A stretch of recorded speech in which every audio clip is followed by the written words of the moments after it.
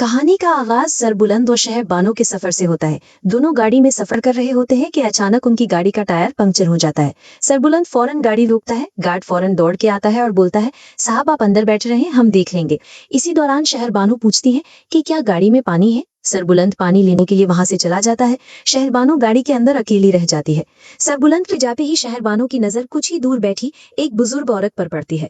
तजस्सुस में वो उस बुजुर्ग औरत के पास चली जाती है और उससे पूछती है कि क्या वो वाकई हाथ देखकर लोगों का मुस्तकबिल बताती है।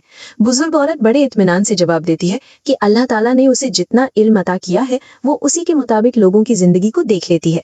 इतने में बुजुर्ग औरत की नजर दूर से वापस आते हुए सरबुलंद पर पड़ती है।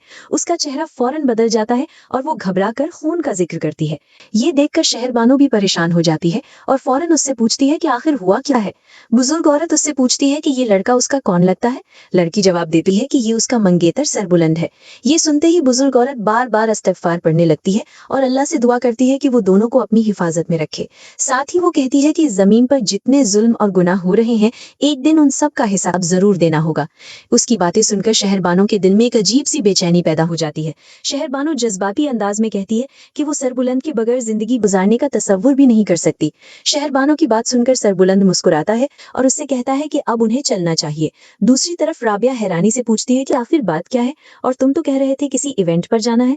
इस पर उसका शौहर मुस्कुराते हुए बताता है कि आज जिस इवेंट की बात वो कर रहा था वो असल में किसी और का नहीं बल्कि उसकी अपनी बीवी राबिया की बर्थडे सेलिब्रेशन है। राबिया ये सुनकर हैरान रह जाती है और कहती है कि उसे तो अपनी बर्थडे तक याद नहीं थी। इस पर उसका शौहर प्यार से बताता है कि उसे सब याद है। वो कहता है कि जब उन दोनों ने निकाहनामा साइन किया था उसी दिन उसने राबिया की डेट ऑफ बर्थ नोट कर ली थी। ये बात सुनते ही राबिया की आंखें नम हो जाती हैं। वो उदास लहजे में बताती है कि उसकी जिंदगी में कभी किसी ने उसकी बर्थडे सेलिब्रेट नहीं की। घर के हालात ऐसे थे कि कभी इस तरह की खुशी का मौका ही नहीं मिला। वो कहती है कि उसने 2-3 मर्तबा तैयब की बर्थडे जरूर मनाई थी, लेकिन उसकी अपनी बर्थडे कभी किसी ने याद तक नहीं रखी।